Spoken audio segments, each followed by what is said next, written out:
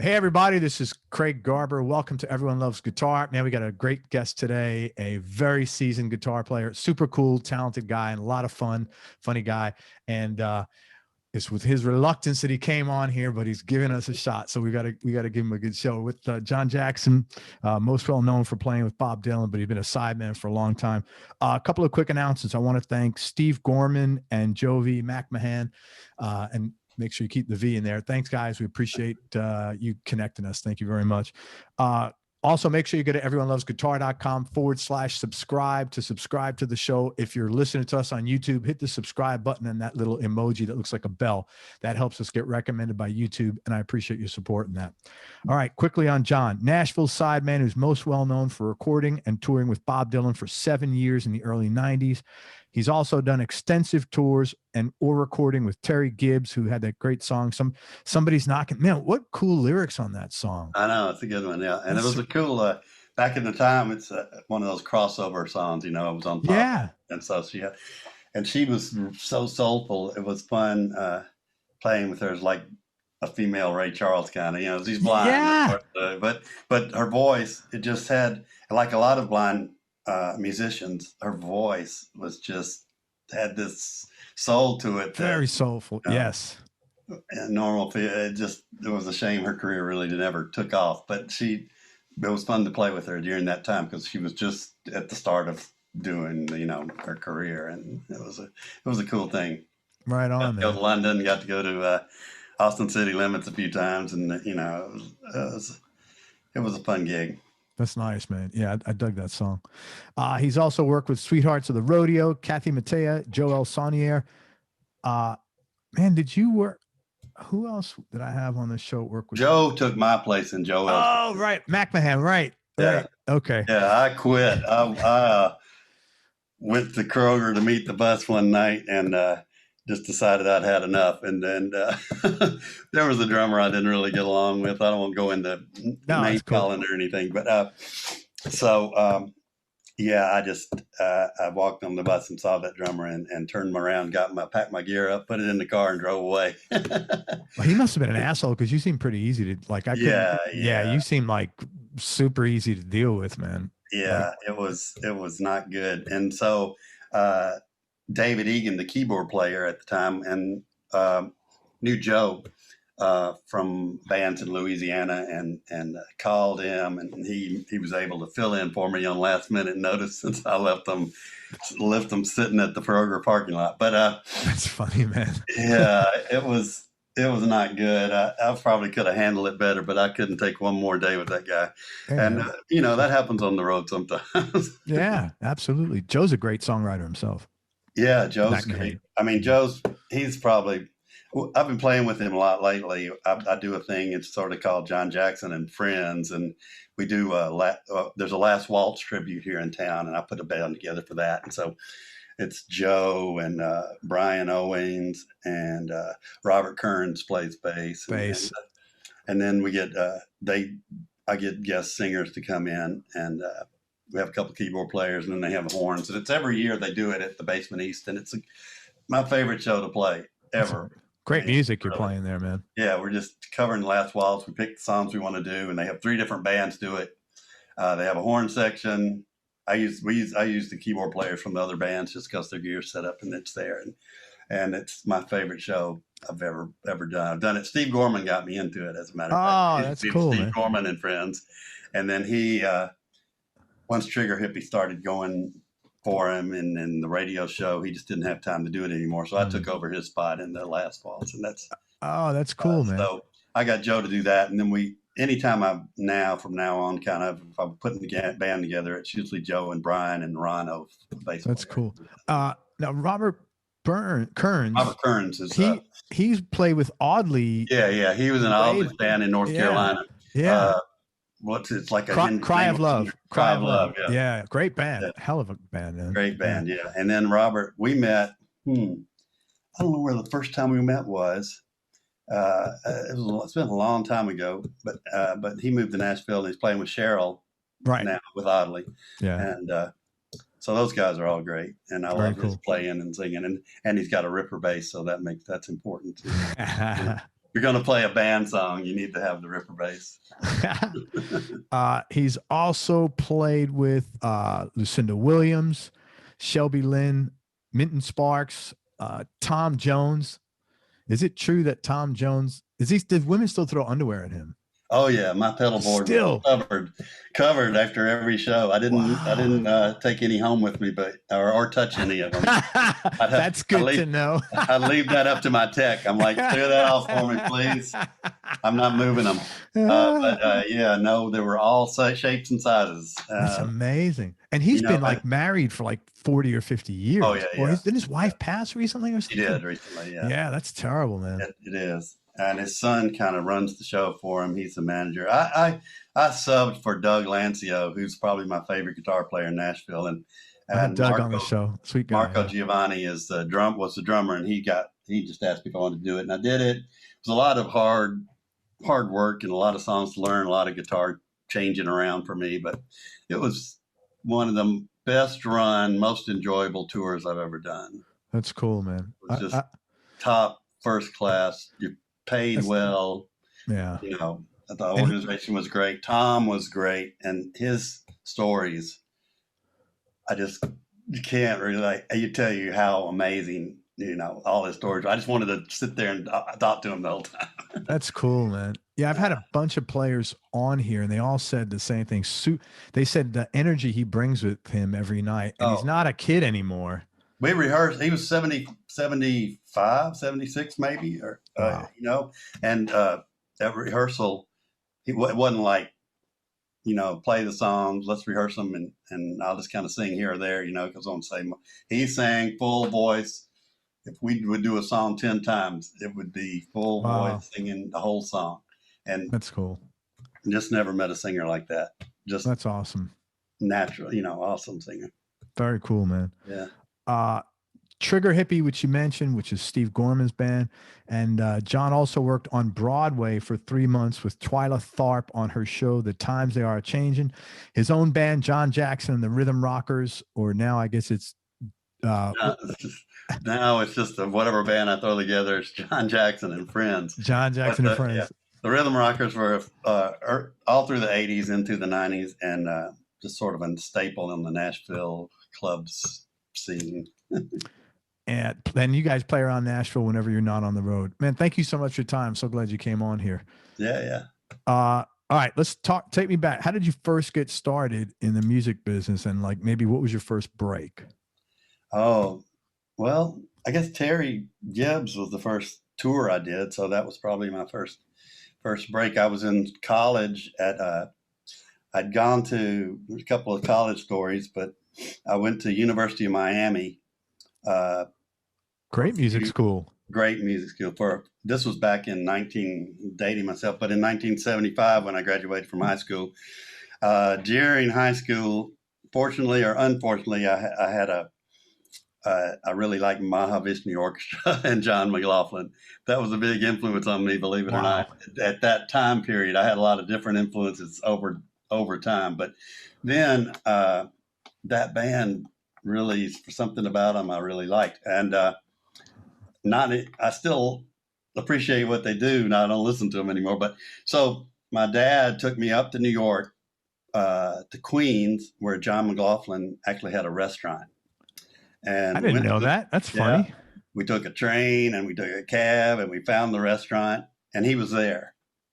And so, for my dad to do something like that for me was really, what a cool dad. Really, yeah. Looking back on, at the time, you don't think much about it, but looking back on it, he did a lot of. Him and my mom did so much to just promote my music.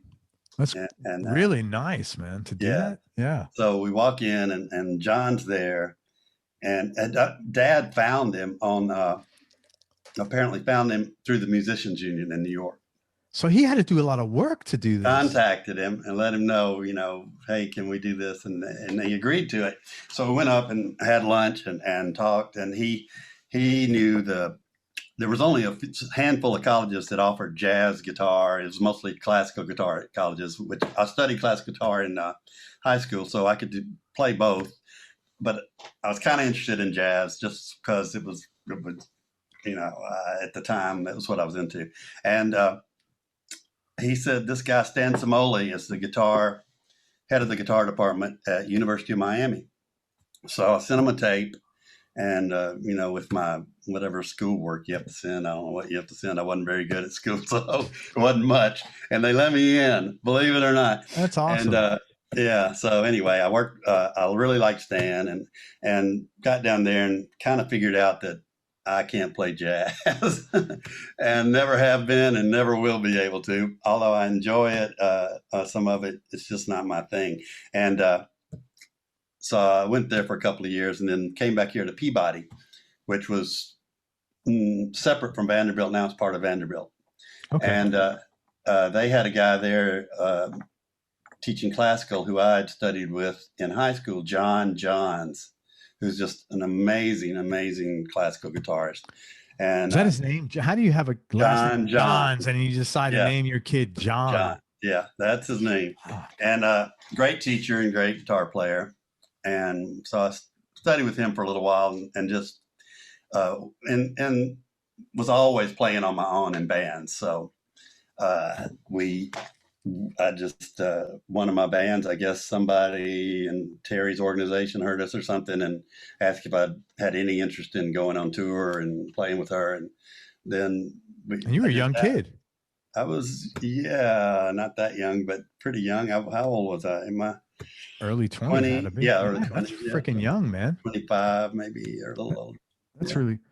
At University of Miami, did you ever meet John DeFaria by any chance? No, there were a couple of great guitar players that I remember. I don't remember a lot of that time period because it was Miami in 75 and there was a lot of illegal things going on. Let's see. Anyway, Peter Harris was a guitar player. There's a guy named Randall Dollahan, who's in charge of the department now. Okay. All great musicians, great guitar players. Steve Morse. Morse. I had him on. Yeah. He's such a nice guy, man. Great guy and amazing guitar player. So Dixie Dregs were together then, and there's a bar. Actually, back then you could have a bar on campus because it was 18 years old to drink. So that's cool. And Dixie Dregs would play all the time at the Rathskeller at the bar. They were waiting for the violin player to graduate. What was his name? I don't know his name. Now. Shoot, I wish I could remember. I can't remember, but he was still there, and so they would play all the time. And there was a lot of cool people at the school, and great players, and so it's a good place to be. Yeah, it's also a good place to kind of fuck off too. Oh, in Miami, hell yeah. Totally. I spent more time at the beach and the pool than I did going to classes. So. Well, that's the thing. You can't send 18-year-olds away to college. Yeah, it was not a good choice for that. So. But I had enough sense 2 years in to call home and say, I'm just getting in trouble down here. I need to come home. And so cool. I came home and went to Peabody and got a little work done there and then figured out, this isn't really going to help me with what I want to do. And so you went out with Terri. Immediately got on the road with Terri. And that started my life on the road. And the funny thing, I was listening to your interview with Glenn Worf, and amazing bass player here in Nashville. And we were roommates and on the road together. And what he told you was exactly true. And he said it to me. We were getting on the bus one day, and he turned around to me and he said, "Man, I don't want to be doing this when I'm 45." He said, I'm going to quit and try to play sessions. I said, yeah, I understand it. He said, but I love it. Yeah. I could do this for the rest of my life. You got somebody driving you around. You got your room's cleaned up by a maid every day. Yeah. You can't ask for a better life. All you got to know is what time to be in the lobby and when to be on stage. The rest of the time, do whatever, you're free. So you really like it. You really like it. Yeah. I loved it. Yeah. It got a little, there were times where it would get a little, not stressful, but stressful with Bob, but just get a little old, or it wasn't like you were organizing the tour, Sure. You weren't doing where you wanted to go every day, but still everything was taken care of, That's cool. You don't have to worry about anything. So I like that part of it. Yeah, man. I can understand the appeal of that. And plus, if you like playing, you know, some people just... I like playing. I like getting immediate gratification from an audience. Yeah. You know, I like to see people enjoy what I'm doing. That's what drives me, I think, you know. And you don't get that as a session player. No, not at all. Sessions are my least favorite thing in the world. Interesting. It's so boring, and so it's just, and you're not always if somebody wants me to play a session, I have them send me the songs a month in advance, and I don't do it unless they know who I am and how I play, you know. And if I don't like the songs, I'll tell them, you know, I'm not going to play a bunch of demos for songwriters. It's not your thing. Yeah, no, I've tried, you know, it's just not my thing. And I'm not a great session player, you know. I do my thing, and I do it how I do it. And you're happy with that? Yeah. Oh, yeah. That's great. Yeah. That's what, honestly, that's what it's all about when it comes to music anyway. Yeah. So, okay, Terri's tour ends at some point. What were the challenges you had then, you know, moving the ball forward and keep... I went straight from Terri to playing with Kathy Mattea. And then while I was playing with Kathy Mattea, the Sweethearts asked me to play with them. And so I was playing on tour with Kathy and with the Sweethearts until both of them got too busy. And then I stayed with the Sweethearts and finished out a couple of tours with them. So you're pretty fortunate there was no gaps. There hadn't been any gaps, really. That's great. Holy smokes, that's great. Yeah. Okay, I know you've asked some of these questions a bunch of times. I apologize. No. Hopefully these will be the only ones. I'm going to mention some of the artists, talk about how you wound up connecting with them, and a funny or interesting story about working with them. Yeah.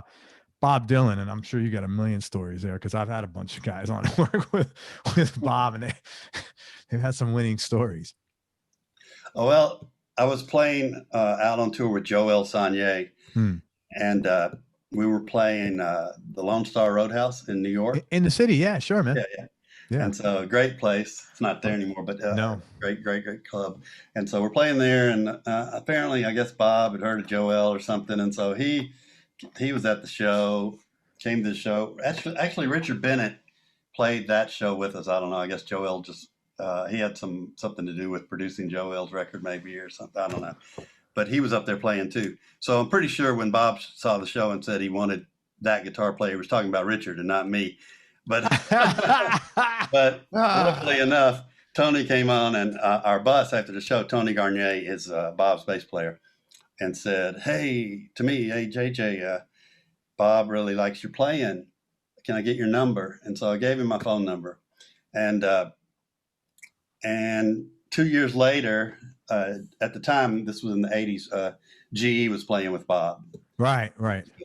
So when GE just was too busy, you know, he was doing Saturday Night Live, and he was flying back and forth from Bob's tour to do Saturday Night Live and flying back, and it just got too much. And so GE left. Bob auditioned a ton of guitar players just throughout the country, just in different places, and had them come to New York and play at the Beacon. And during the shows, he would send the one off and bring another one on or whatever. That's weird. And you would test them out in live shows. Yeah. I've never heard anybody coming up on 800 people. And you're the first person that's told me that. I think that's what he was doing. I'm pretty sure that's the story I heard anyway. Yeah. But hey, come on the Beacon with us. So, and several. I'm not gonna. Again, I don't like to name names or anything, but he had a couple of guys go out and play a little bit, some tours, some shows on tour with him. And there was one guy, and they played in Oklahoma, and I think they were in Tulsa.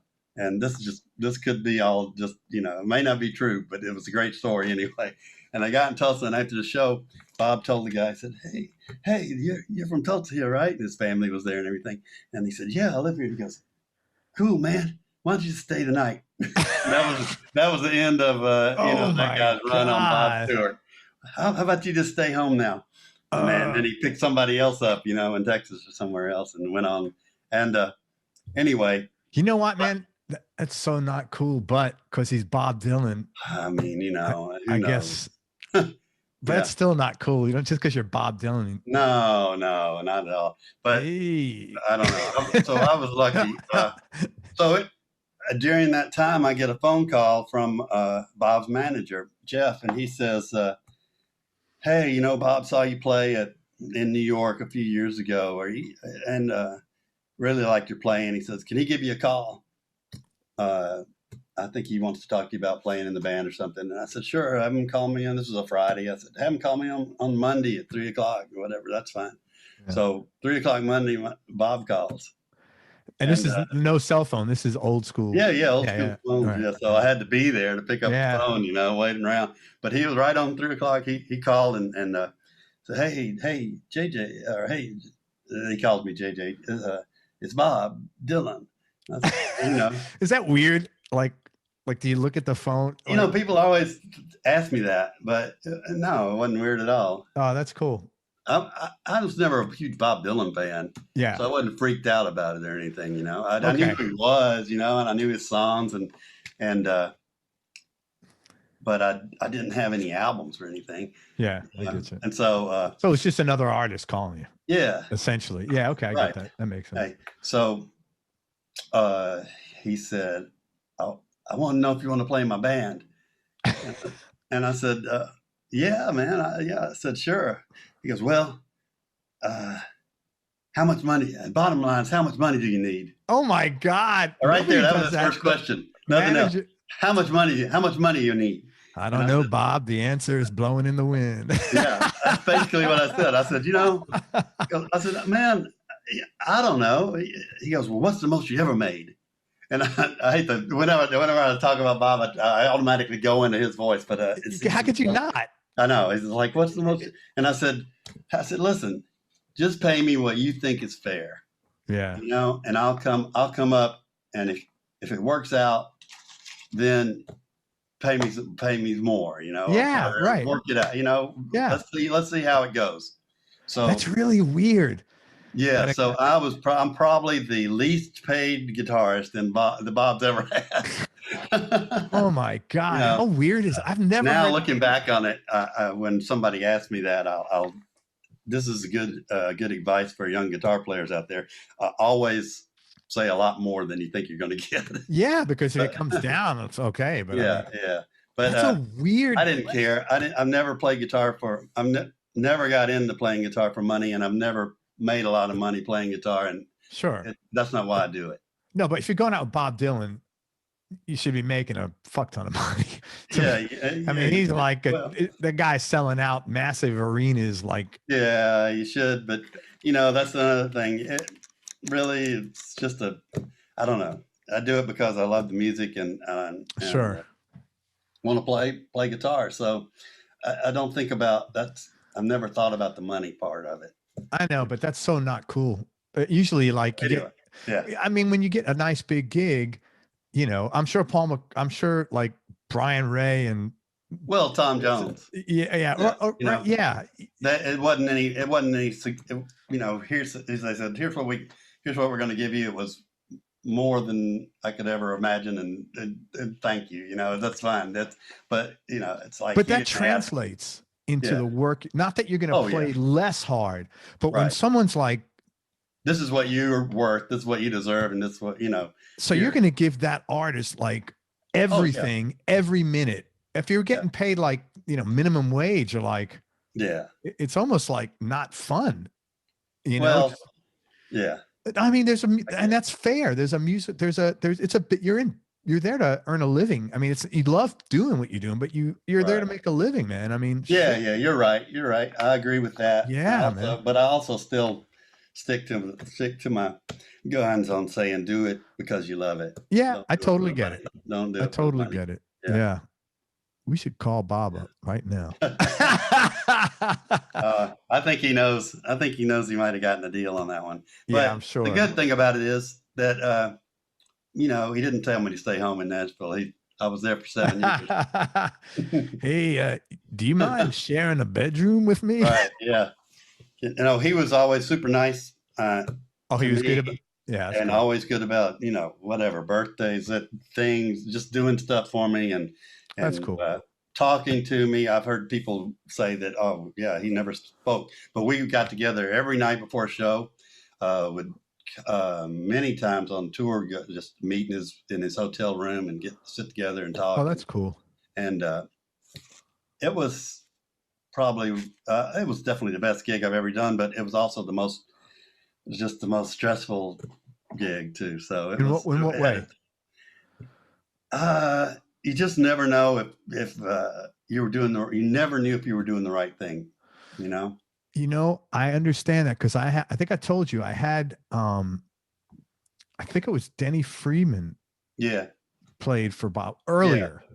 Yeah. Denny played, he may have played earlier. I think he played after you. I think it was early. I think it might have been. Wasn't he in the 90s? After Larry? Maybe it was. Maybe Denny played after Larry. That was his one complaint. He goes, I played with the guy for 5 years. I had no idea any show how I did. Yeah, you could tell on nights where he liked you or he didn't like you, And it's just that's the way he is. And rehearsals, a lot of time we'd have rehearsals and he'd ask you to do stuff or try stuff or do stuff, and it would be one rehearsal. I said, man, no, I don't want to do that, Yeah. I don't like, and you kind of forget that he's not just, that he's your boss, Yeah. That's I'm sure that did not go over well with him. So, well, sometimes it does, sometimes it doesn't. He doesn't want you to sit there and just be a, yes man. I'm not. Yeah. I don't like yes men. I don't like to be. I'm not going to be one. Sure. I'd rather just say we've had enough. Let's call this quits. So after 7 years, that's kind of what happened. I'd had enough of him, and I guess he was looking for something different with me or Bucky. I know he called Larry Campbell in to replace me or Bucky. He wasn't sure which one he was going to replace, because Larry played steel and fiddle and all this stuff. And I sat in a hotel room for a week and a half in New York while they were rehearsing, waiting to see if I was going to go on the tour or not. God, that's horrible, man. It was weird, but not quite as weird as when I first started the gig. Ian Wallace was playing drums, and he was set up in the rehearsal studio, and we were all set up in there. And Chris Parker had played the last tour before Ian started. He was in the band with GE, and Chris walked in for rehearsals. Oh my God. And Ian set up with his drums. Nobody even told Chris that he was fired. That's it's amazing. What I really find amazing is that this is a guy who's made his career not on his music, but on the lyrics, on his communication of stuff. Oh yeah. And it's so ironic that clearly, although not the first time I've heard this, in direct communication is not as easy. Yeah. That's really interesting. Except like, how much money do you want? That was a little nutty, man. Yeah. Wow. He's still, it's cool to get to know him, and know that he's a really pretty good guy, and he loves his kids, loves his grandkids, and that says something for him. Yeah. Look at you. You're the guy who sees the glass half full. Ben Montench, I think, is the one who told me once. He's like, we were talking about it, and the Heartbreakers played with Bob for a while. Yeah. And he said, even on the worst nights when Bob is in the worst mood and just the show's shit, you're still playing the greatest songs ever written, which is pretty much true. I would do the sound checks because Bob wouldn't come to sound check, so I'd have to learn the words, and I bought the lyric book with all the words, and I'd sit in my bunk at night and read it. And doing that is what really showed me, oh yeah, this is Bob Dylan. This is why this guy's who he is. Yeah. Every turn, it's like reading a great novel. You're reading each song from each, every song he's ever written. You can just read it as a story. Yeah. People don't write songs like that. Not anymore. And he's one of the only ones that did it then. It's just like every song is a story, and it's about current events. It's about things that happened, years ago. It's about whatever it's about, love stories. they're all an amazing story. Yes. Even his worst songs are better than anybody else's best songs. Yeah, I agree with you there. Really great. So I really, not being a fan going in, I mean, when I say being a fan, just like Gaga over Bob Dylan. Yeah, yeah. But after reading the lyrics, I can understand why those fans are like they are. And yeah, that's cool. What was your favorite Dylan song to play? Playing the coolest thing was we do an acoustic set in between, like it'd be a set of electric songs, then it'd come back with just me, Bob, and Tony for a while, and then it was me, Bob, Tony, and Bucky, and sometimes the drummer would play or not. We went through 4 different drummers while I was with Bob, and I can't believe the story that you said Chris come back in and the guy didn't even know he was out of work. That was but anyway, it was I think the first time I played with maybe just me and Bob and Tony, and we played, Blowing in the Wind, or we played one of those songs, that everybody knows, but you realize, oh yeah, that's Bob Dylan, But then to come back and do an encore for, I always loved to play Like a Rolling Stone. Yeah. Just those first 2 chords, you're like, yeah, this is the real shit right here, Totally. Who did the original? Wasn't it Al Cooper did the original? Yeah, Al Cooper. And he came out and played a tour with us, which was super cool. Did he? What was that like? Amazing. We got to be. We were on the bus together, and we'd sit in the back, and he'd just tell stories. And super guy, and has done more great music than anybody I've ever met. A lot of good stuff. Did you read his book? It came out it's probably old, like 20 years ago. Yeah. No, I didn't read it. It's like Backstabbing Bastards. It's like it's like a scathing thing on the music industry and just his career in general. I stayed in touch with him for a while, and he started losing his hearing or his sight, one or the other. I can't remember what, but was just a great guy. We played the culmination of that tour was a show called the Prince's Trust Fund, which is in London. Yeah, and, they do it every year, but it's a huge show. On our show, it was Alanis Morissette. This was the 90s. Alanis Morissette, Bob, Eric Clapton, and the Who. The Who did Quadrophenia. That had to be like amazing to be on watching them. It was a fun show, and of course Al played with us on keyboards, and Ronnie Wood played with us on guitar. Did you get to hang with him at all? With Ronnie? Yeah. He would sit in occasionally. He would come out to shows a lot. So just hanging would be drinking a few Guinness, So yeah, that's so cool, man. What a great player he is, man. Oh yeah, super great player. Tasty, plays the right notes, plays great rhythm. There's a reason he's a Rolling Stone. Is he that happy-go-lucky personality that you always see smiling and just like give me a beer and let's have fun kind of? Yeah, that's nice, totally. Man. Yeah. That's really good. That must be nice when you meet a guy and you're like, and he's just genuine, like no agenda, just like likes to have fun. Yeah, and most of the guys that like that, like who are sort of my heroes and people that I listened to as a kid, are like that. They are nice guys, George Harrison, super guy, and he would come to a lot of shows. And did he ever play with you guys? He sat in a few times. Yeah, man, how cool must that have been? Do you have any pictures of that? He would sit over on my side of the stage with my tech for most of the shows and just watch, because he's one of Bob's best friends, and they were great friends. So interesting.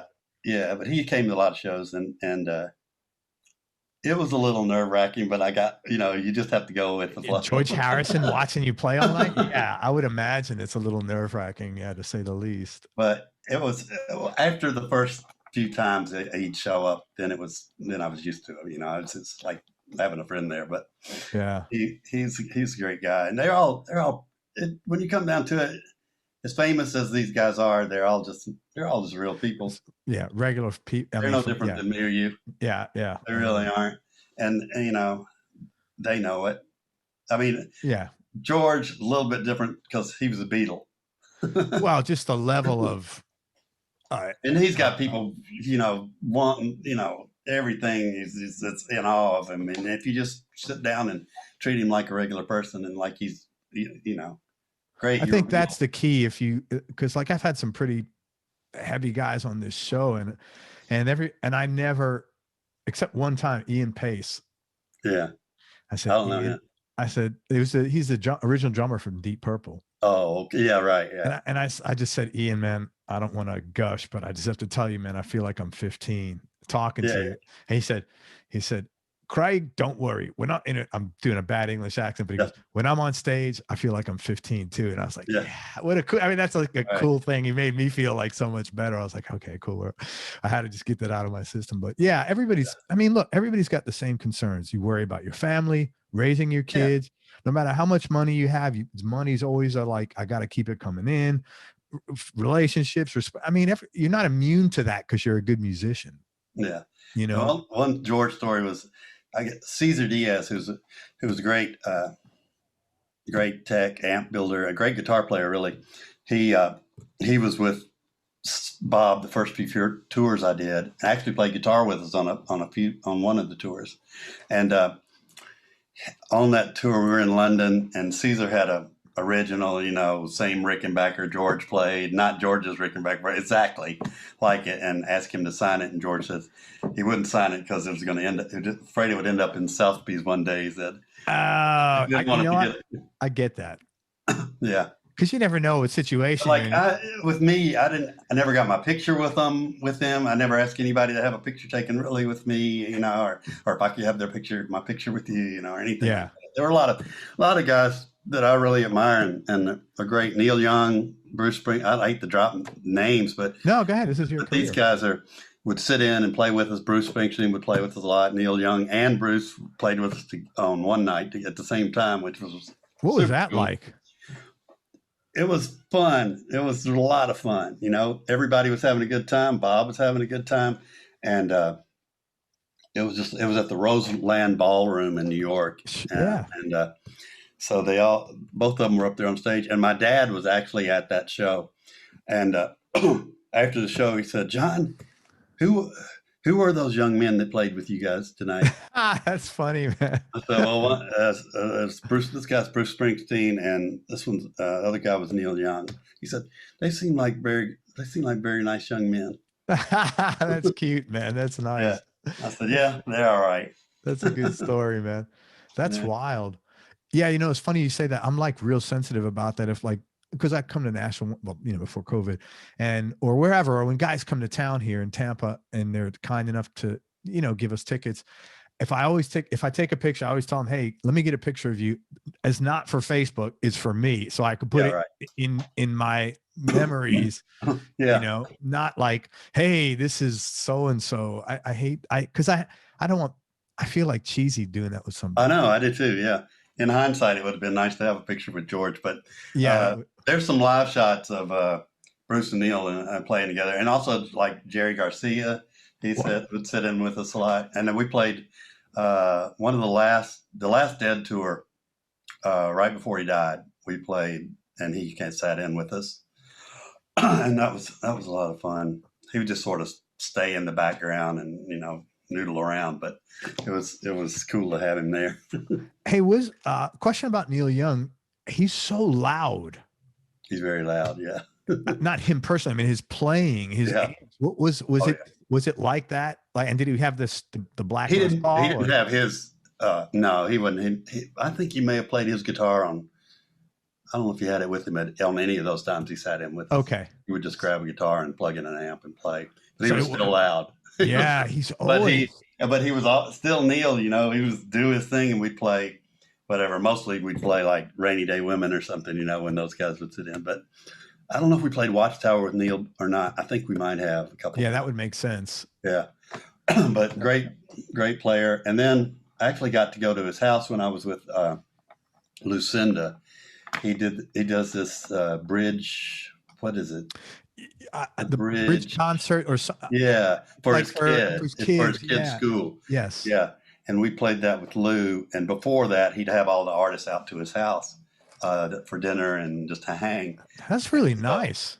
It ended up, my wife at the time went with me on to that show, and she came out there with us, and we were sitting around a big bonfire at his place, and it dwindled down to just me and her and Neil sitting there, and we both kind of looked at each other like, well, what do we say now? I reminded him, we've played together before, and we kind of talked about that for a while, but it was kind of one of those moments like, what do we do now? Yeah, that's kind of weird. Like thanks for having us. It's good to be here. But hey, man, you got a bathroom?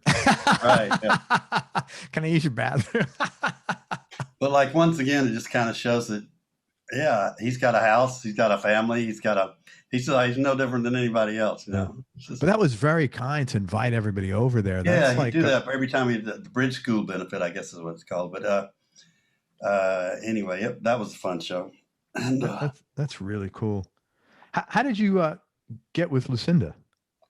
With Lou, I guess I just finished with Bob, and she had just recorded Car Wheels. Okay. So, I think my wife at the time heard it and said, "You need to, see about playing with her." So I had a friend give her a call or give her, maybe call her management, or I don't remember how it was. Anyway, somebody got in touch with her and told her I was interested, and she said, "Yeah." And next thing later, I was out on tour with Lou, and we did the whole Car Wheels tour. It was me and Kenny Vaughn were the two guitar players. That's cool. Yeah. So it was and actually Kenny took my place in Sweethearts. Oh, okay. So we had known each other from there, and then just from being around Nashville. And was he's a very sharp dressed guy.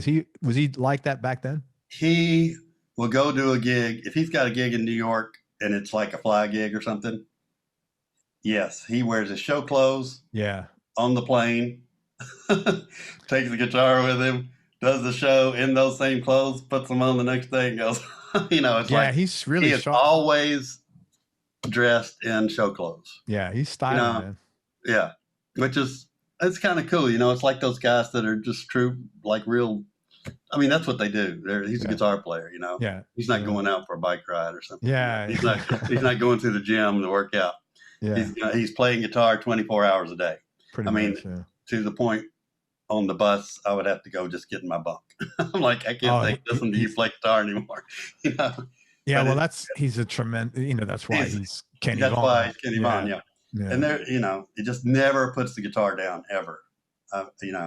But he's another one who's, has kids now and does stuff with them. But if he's not doing that, he's playing guitar. Yeah. Yeah. And you can tell. I mean, and we've had such different styles and lifestyles, but we always got along and are good friends. But where was I going with this? I don't know. I've forgotten now. But I was going to say something important. No worries. I forgot. How did you get the gig with Tom? Tom was Marco Giovanni, the drummer. Okay. He's my favorite drummer. His drumming sounds like an orchestra. I don't know how he does it or where it comes from, but he's a great drummer. And so Doug was playing with John Hyatt at the time, Doug Lancio. Yeah. I had Doug on here. Super cool. So he was going out with John Hyatt and couldn't do this 10-day run with Tom. So Marco asked me to do it. Gotcha. And I did it. And like I said, it was a lot of work, learning songs, a lot of guitar changes and everything. And one of my most embarrassing moments ever happened on the second night of that tour. Marco counted off a song, and Tom and I'm playing some guitar, may have been an acoustic guitar or something, and I spaced out and started a totally different song. Oh, wow. They all look at you? Yeah. They're like, no, whatever. And so finally I figured out what was going on and switched guitars, but that was like my lowest moment of playing on stage. But when it comes down to it, it's like, we're all just human, I mean, as many gigs as you've done, statistically, that's got to happen at some point. Yeah. Just through the law of numbers, One time with Shelby Lynne, of course, I played with Shelby. That's another story. Same as soon as I quit playing with Lou, Shelby Lynne's album, I Am Shelby Lynne, came out. And I was doing one of the few studio things I do was with Bear Jr., Bobby Bear's son, Bobby Bear Jr., who's a great songwriter, singer, and had a band called Bear Jr. And so he asked me to play on their record. And they rehearsed, they're real loud rock band. And after rehearsal, I went to Tower Records and bought I Am Shelby Lynne, put it in the CD player. And even after rehearsing 4 hours in loud crap, I couldn't stop driving around until I listened to the whole album. It was so great. That's just nice. Start to finish that album. And so I called, had somebody get me there, call Shelby and say, hey, John loves your record, you know. And she called me the next day and said, hey, man, I'm going to do Austin, what's that festival in Austin they do? South by Southwest. South by Southwest. Can you come down and play with me? And so I'm like, yeah. Dude, so you got mojo. You just get on the phone with someone. I'd love to. I'd love to. I like your music. Okay, you're hired. And so I said, yeah, I'd love to. And I said, are there any rehearsals? She goes, no, man, just come play the show. And I said, yeah, okay, I'll do it. So I got on a plane and flew down there. And we actually, the band actually played at Willie's club. He's got this Pootie's place. I guess it was one of his road managers, tour manager, something, had a little dive club in hill country of Austin. Willie Nelson, you're talking about? Yeah. And so we played, our rehearsal was actually a couple nights playing live at Pootie's or whatever cool. The club was. And then we did Austin City Limits, and then we did South by Southwest. And she was one of the main, acts that year. And from there, we finished out that tour, did a lot of really cool shows, opened for Matchbox 20, which was kind of weird. Yeah, that is weird. And then ended up playing with her all through that. And then that band sort of dwindled down. And her next album, they were trying to make her into something that she really wasn't. It was called Love Shelby, and she got mostly all LA guys to play, except for me. I stayed with her, and I just hated that record, and so I left. And then got back with her when she did Just a Little Lovin', the Dusty Springfield record, which I loved, and played with her in a band. I had a small band for that record. And then the band dwindled down to just me and her and a drummer and a bass player. And then it dwindled down to just me and her and a bass player. And then it finally dwindled down to just me and her. So I was with her for on and off for 14 years. Almost. That's a long run. Yeah. Why do you think that happened? That I honestly, this is the first time I've heard that, where someone said, hey, I wanted to play with that person. I had my buddy call, and it was I've not heard. I think that. Bob opened a lot of doors for me, but just saying, just playing with Bob for so long. Okay. People knew that, if I could do that, I could probably play, Yeah. Okay. So that would be like John Jackson, Bob Dylan's former guitar player, is interested in playing with you. Yeah. But they had heard of that. She knew who I was. Lou knew who I was. It's just, people know what I do and how I play. And if they know that, then, and they want me to play with them, then I'm okay with playing with them, Yeah. If I like their music, But it's cool that you did that, because a lot of people, to your credit, a lot of people would be scared of doing that. No. I mean, you're not going to get what you want unless you ask for it, really, I guess. Yes, you are 100% right. And nothing gets bought until it gets sold first. I'm 100% in agreement with that. But most musicians would tend to be, well, I can't do that. And I think why it worked for you and why it was so natural was, you can't get what you want unless you ask for it, but you did it because you liked the music. Yeah, I like their music. I like what they're, I loved Car Wheels. I loved I Am Shelby Lynne, and I loved Lou, and I love Shelby's voice. So, yeah. So I think that's why it was so natural and like not a big deal for you, because knowing you're like not shy, but you're not a guy to say, hey man, I'm here. But I think the purity of that, where it was really easy for you, is that, hey, I'd listen to this album. I love it. I'd love to play with you.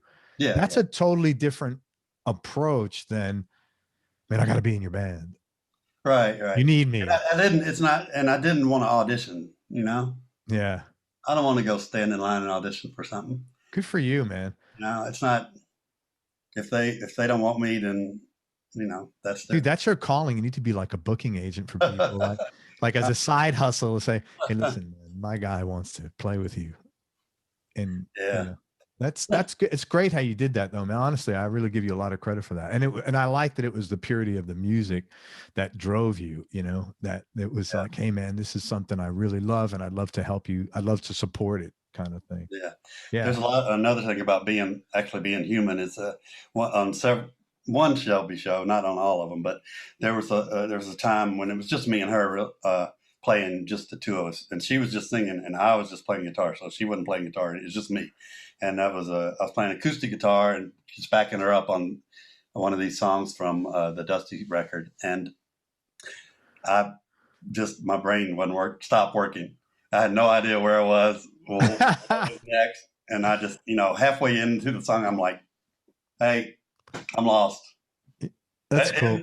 At a theater, we're in front of however many thousand people or whatever, and she's like, well, stop singing, and looked over and I said, let's just start it over. So I started again and made it through the whole song. And, and people in the audience just went crazy. It's like, we should do this every night. Yeah. I've been, it's totally cool.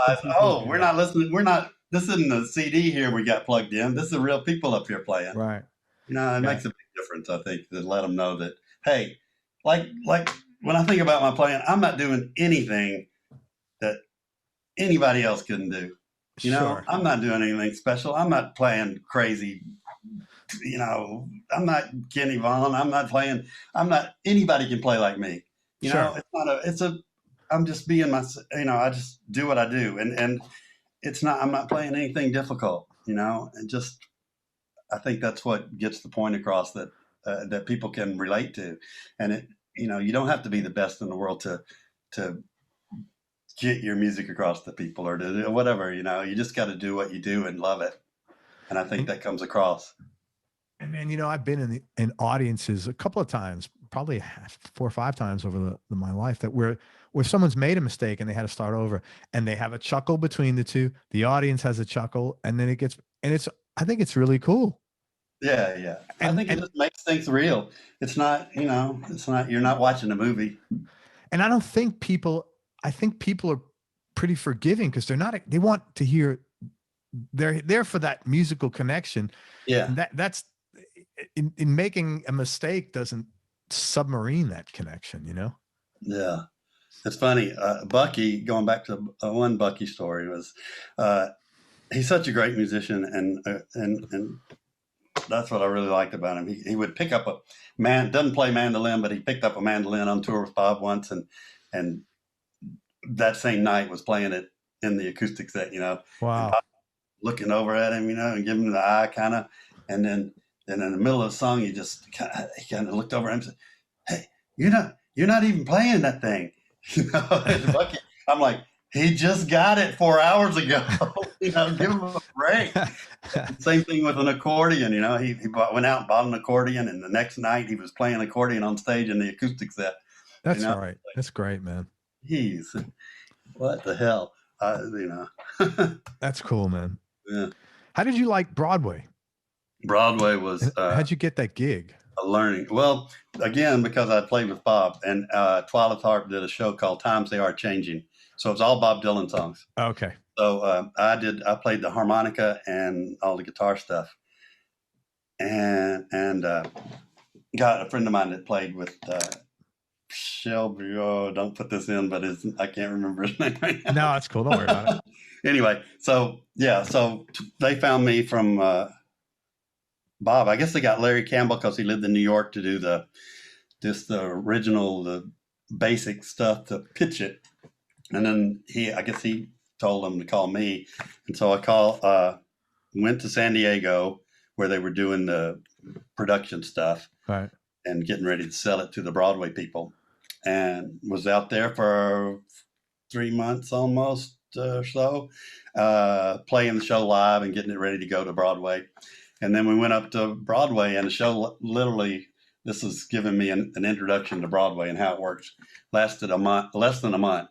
The Times hated it. New York Times gave it a bad review, and it closed. That's too. So, where were you staying in the city? In the city, actually, I stayed at Dave Matthews' manager, his townhouse in Brooklyn. Okay, cool. So he had a little basement apartment, and I had friends in Nashville that were friends with him, and it happened to open up. What's the guy's name from My Morning Jacket? Jim James or something? I don't know. The singer for My Morning Jacket. Anyway, he was staying there, and he had just left, so I went in and got to stay there for my whole time in New York, and it was in Boerum Hills, a beautiful townhouse, and I had my own little basement apartment. How did you like the city? Did you like? Was it like culture shock at all? No. I've been to New York so many times, but living there is different. I wouldn't want to be there if I didn't have a job. You know. Hell no. Yeah, that's. It's expensive and not friendly, and it's friendly, but you got to be crack that nut. It's not a place I want to live, and it's cutthroat. Really, the musicians there. I had guys coming in, the guys that have worked on other Twilight shows or whatever, every day trying to take my gig. Serious? Yeah, it was just like Glenn and you talked about. LA and New York are so different than Nashville. Yeah, I know that. Yeah, sure. I mean, Nashville just has a soul that those places don't have. It's got a heart. It's you guys are supportive of each other. It's not. Really, it is. That's. Yeah, that makes a difference. Yeah, it's a huge difference. In New York, I've never lived in LA, but in New York, this is what a guy told me. A couple of guys have said this. They said, in LA, you sign a record deal and they tell you everything's going to be beautiful, and they try to screw you every second behind your back. In New York, you sign a record deal and they tell you, keep your eyes open because we're going to try to screw you behind, right? So it's like more direct, which personally I prefer. I guess that's why, because I'm from there. But but yeah, it's a difficult place to get adjusted to if you're not. Yeah, it is.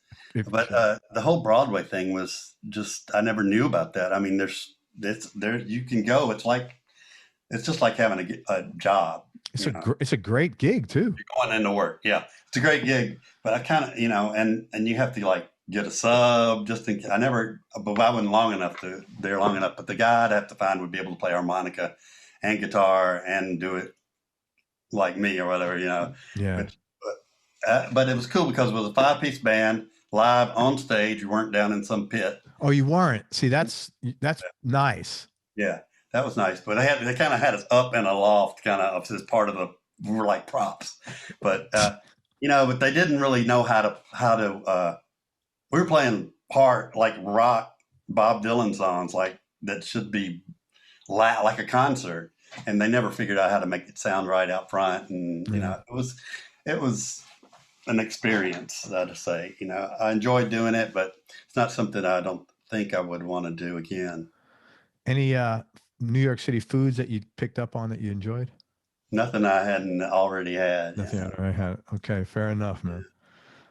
Any other gigs you want to talk about that were? That's Minton Sparks is pretty cool. That's just me and her, and she's a spoken word artist, so I take her pieces and put music to it. And what I like to do is find a word or a phrase or something in her piece that I can bring the music into. Like if I don't know if she says a line like "Swing Low, Sweet Chariot" somewhere in the piece, I'll work "Swing Low, Sweet Chariot" into the song, so that the listener I'm not drawing away from what she's saying.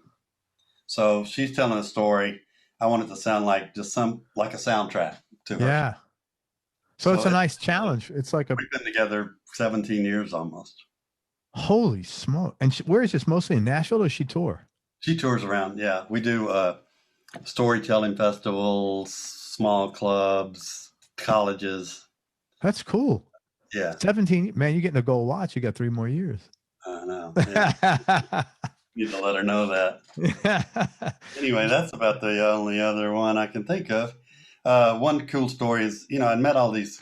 This is another Bob story, but I'd met all the people I'd really want to meet. I'd met when I was with Bob, and then, all the famous rock stars. Sure.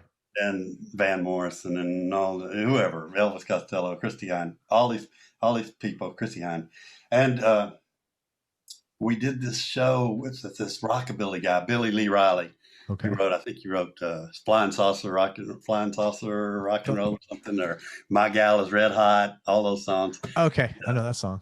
So he opened some shows with us, and we were driving away after the show, and it was like 1 a.m. We stopped at some truck stop in Arkansas, and I'm off the bus talking to Bob that's out in the parking lot. He goes, "Hey," he goes, "You've met Billy Lee Riley." He goes, "You don't need to meet anybody else. He's the one." Like, this is to Bob, Billy Lee Riley is all the other people, it don't matter. This is the real deal. And he's right. He's like this rockabilly icon who's just the real deal. He goes, "You don't need to meet anybody else." It's funny how his perspective, because he don't care about meeting big celebrities. Oh, but he was kind of in awe of Billy Lee Riley. Yeah, that's interesting. Like a fan. That's nice. Good story, man. Yeah. You grew up in Nashville, right? I did. Yeah, I'm from here. One of the few. Yeah, one of the few. What was your childhood like growing up? It was pretty normal, middle class, regular old childhood. It was, 60s, 70s, and nothing dramatic, pretty. I played a lot of basketball and cool. guitar. That was my two loves. I knew by the time I got to high school, I knew I was going to be a guitar player instead of a basketball player, just because I'm 6'3", so I was tall all through school. But then, you get to a certain point and you not realize, NBA tall. Yeah, not that tall. So, and I figured out I just like guitar more than I like basketball. So I'm gonna go stick with guitar. That's cool. Yeah. Man, it's funny. My wife and my kids were little at the time. This is probably 20 years ago. We were in a hotel in Orlando. We walk in the elevator and all the Globetrotters are in there. Yeah. And and I'm not a big guy. I'm 5'9", and we look up, and I've never been that close to human beings. I've been to basketball games, but even that little distance, when you're next to these guys, I know. It was, and when I looked down at my daughter, she was, probably 2 at the time. And then I looked up and she was looking up, and I remember it was like looking up at redwood trees in the forest. Yeah. I used to go every time they come to Nashville and see them, and we get to meet them and shake their hands and stuff. Yeah. That's a great show. Highlights. Yeah. Yeah. That was cool, man. Fun show. Low points. What were some low points or dark periods, John, that you've had to deal with, and how'd you get through them? I hadn't had too many. The one thing was I had a health problem. I used to go up to in between college and the summers. I go up to Eastman School of Music, and they had a kind of a jazz program. Like I said, I don't play jazz, and I don't know why I was into it, but I was trying to play jazz and just didn't stick. But this guy Gene Bertoncini from New York was a jazz guitar player, and he would teach there in the summers, and him and upstate? Steve Brown. Is that upstate? In Rochester. Rochester, yeah, that's what I thought. Okay. Yeah, and so one summer I was there, and I wasn't feeling good, and I just got to feeling worse and worse. And I noticed I'm skinny. I'm a skinny guy. I was ran a lot too then, so I weighed about 156, and I got on the scales, and I was 190. Holy. And I could touch my leg and take my finger up, and there would be an indentation in my leg. So I was retaining water for some reason, and all water weight. Had no idea what it was, and they flew me home. I flew home, went straight in the hospital, and was there for a month without leaving. I had every kind of specialist there was, trying to figure it out. Nobody could figure it out. Finally, a kidney specialist did a biopsy. And it was this sort of rare kidney thing that mostly in children called minimal change disease. And they found out that's what it was. And they put me on a diuretic and prednisone, a bunch of prednisone. And I went from 190 down to about 145 in a couple of days. Oh, you just got rid of all the water. Yeah. Holy smokes. That's pretty, that's crazy. That's probably the scariest, darkest moment I've had was a room full of specialists scratching their heads over me, saying, "We don't know what's going on." And anyway, it turned out, to be okay. But that was probably the darkest, scariest moment of my life. Wow. And everything's been good ever since. Yeah, ever since. Okay. It was just a one-off thing. Yeah, pretty much. Wow, that's good, man. I'm just thinking that health insurance now, man, it wouldn't keep you from.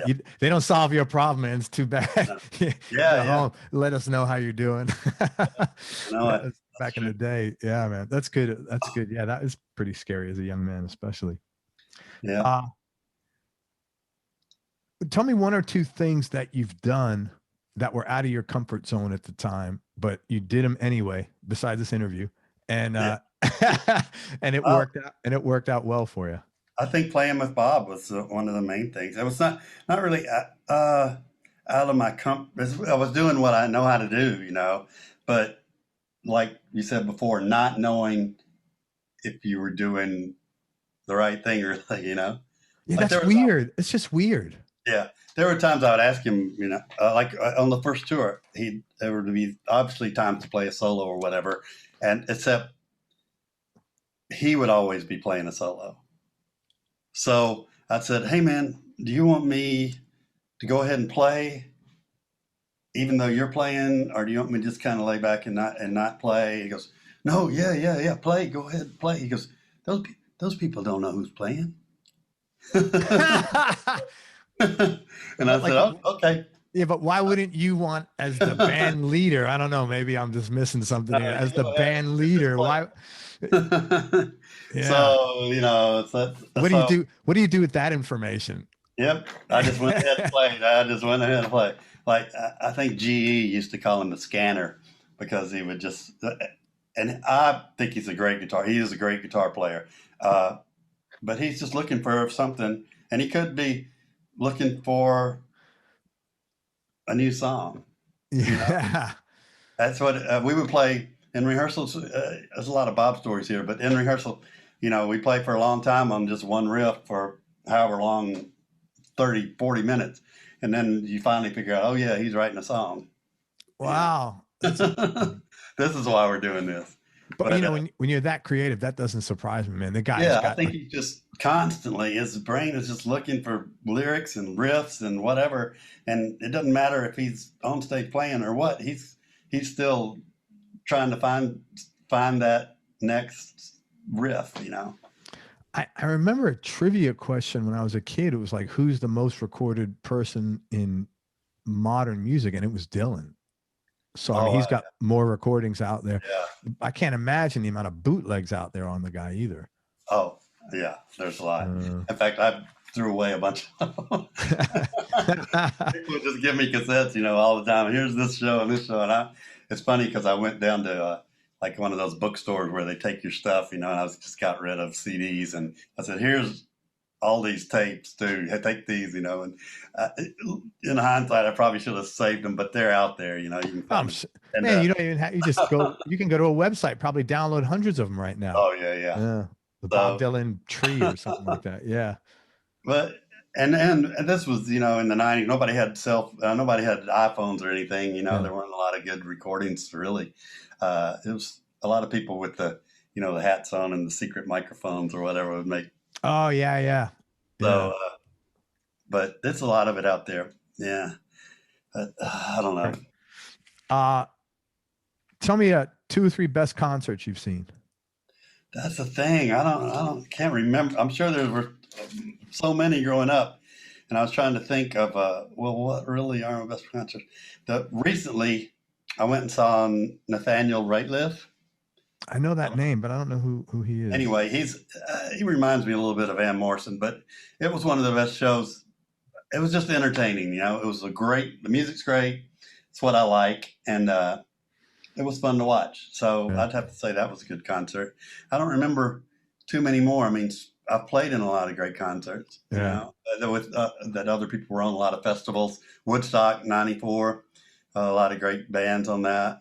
Let's change the question. Tell me the top 3 musical experiences you've had. I think that Woodstock, that Roseland, where Neil and Bruce played with us, and the Queen's, what do we say? The Queen's Ball, Princess Trust Fund. Yeah, that was a great show.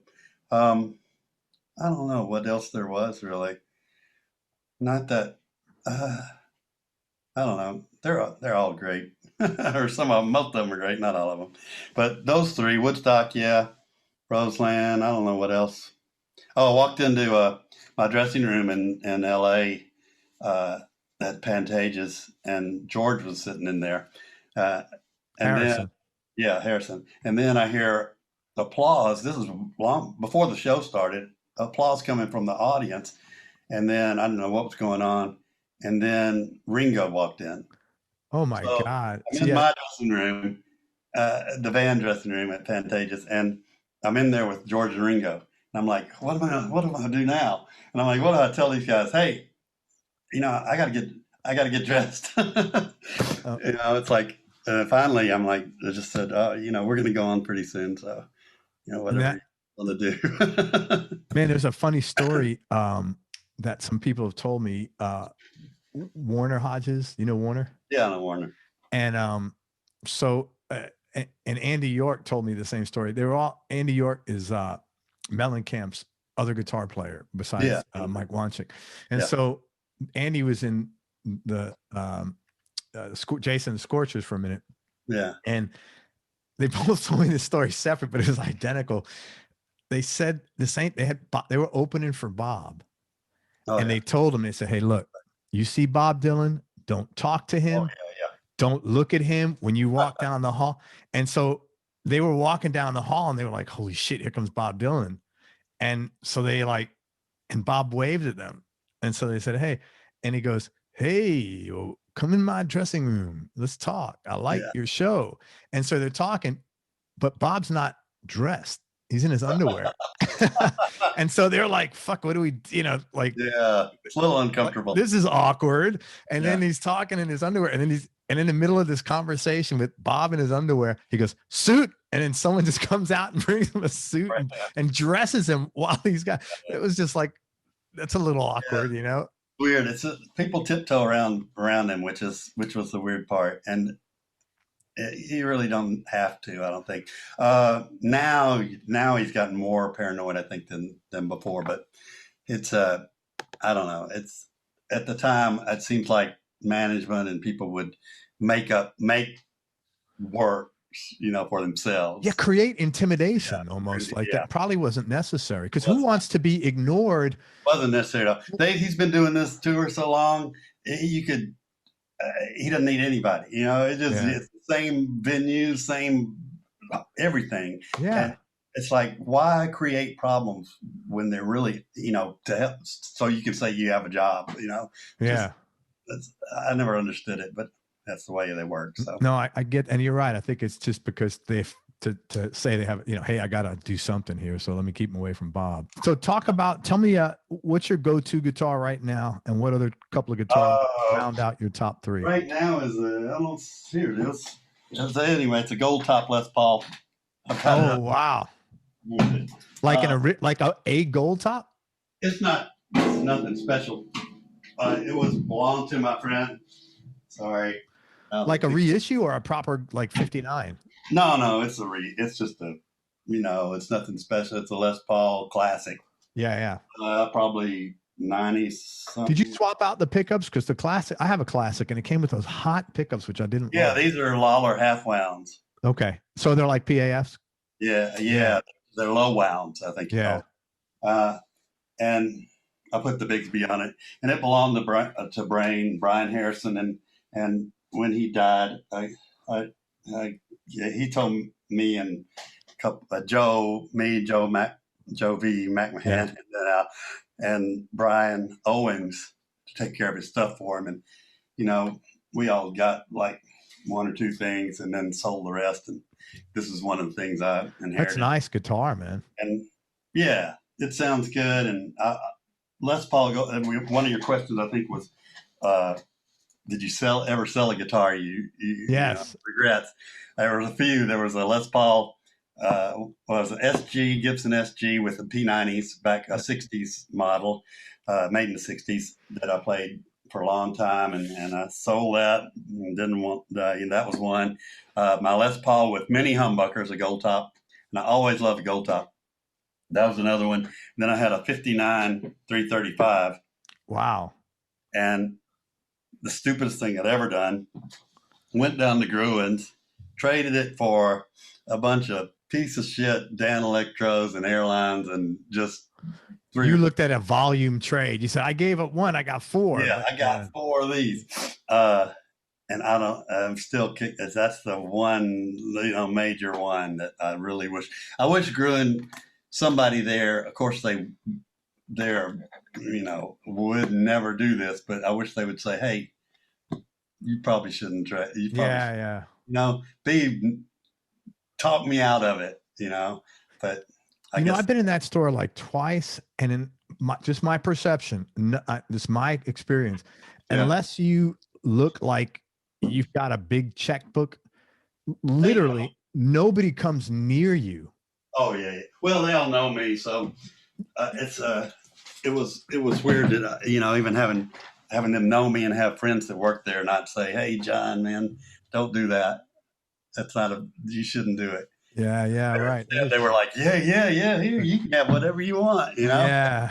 The 335s I have that they're magical guitars. They really are. I love the 335, a 345.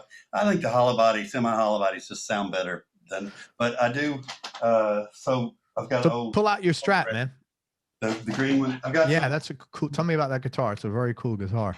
My other go-to guitars would be I've got a 71 Telly that I really like, and then an old Gretsch I play a lot. But this one, Joe Glazer made it. And I had my friend Bob Britt, who's actually playing with Bob Dylan now. Bob Dylan, yeah, I had Bob on the show. Lovely guy. Great, nice, lovely guy. And I took his Strat. He had a 56 Strat, and I took it into Joe and had him measure the neck and make it exactly like Bob's neck. So sometimes Bob actually borrowed this guitar and used it some when. Because it's so much like his guitar. Yeah. Exactly like his. So it's got a 56 Strat neck that Joe made. I don't know if you can actually see the. Yeah, it's beautiful, man. I love the grain on that. It's really sweet. Yeah. And but it's a great color. It's like surf green with a pink. Yeah, it's actually a Bianchi bicycle. I used to make the colors this color. Bianchi bicycle. Oh, so that was custom by Joe as well. You told him I want this. Yeah, it looks great, man. I put my bike in and said, hey, here's the color I want. So he did that. And then this was the main rhythm rocker guitar in the 80s. So whenever we play together, this is the one I bring out. But then when I started doing the Last Waltz show, I said, I want something like Robbie. So I couldn't, he doesn't have a humbucker and he has two of these. So I said, can you move this pickup down here and put it next to this? Because that's what Robbie did.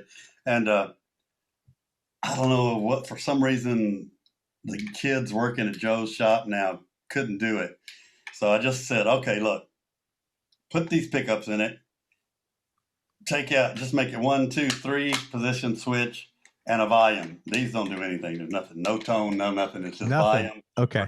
One, it works for all 3 pickups. That's cool. Anyway, that's what this guitar does. Beautiful. Really cool looking. Fun. That's a player guitar, man. Yeah.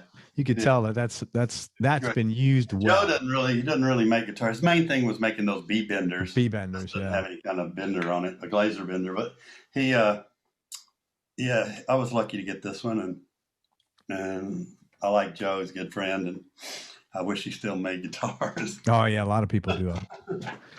Hey, I know you got to jump soon. I'm gonna ask you 2 more questions. Give me your top 3 Desert Island discs, John. Oh, what else? I just thought of the first 3 that popped into my head. Perfect.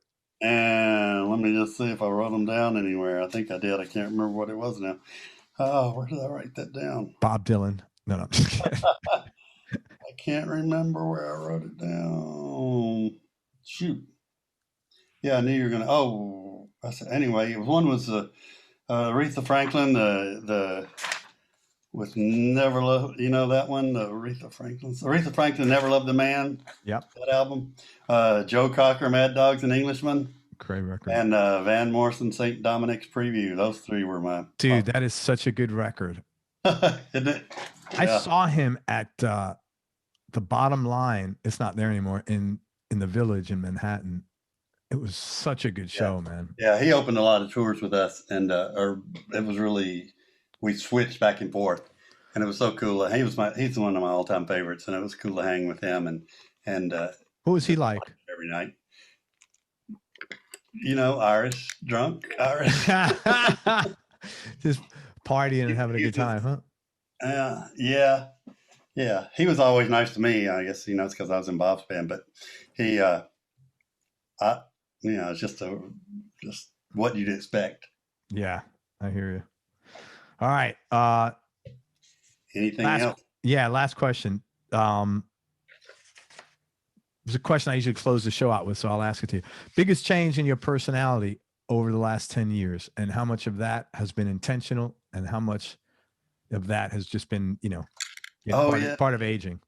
Yeah. I know, tell your girlfriend, no one's ever asked you that before. I know that for a fact. I just, as far as playing goes, I think it's just like play less. The less you play, the better. How about personal? Personal, you're not always going to get exactly what you want, and you're good with that now. Yeah. I wasn't when I was younger. I wanted things a certain way, and I wanted it to be that way, and didn't understand why it couldn't be that way. Yeah. But kind of now I do, and I've got an 18-year-old son now, and having him and him growing up, and it's changed my view of things, and it's sort of, I guess you tend to mellow out as you get a little older, and yeah, you have I think to. That's you get beaten down, and finally say, man, I think I should just have to out a little more. Yeah, your way is not.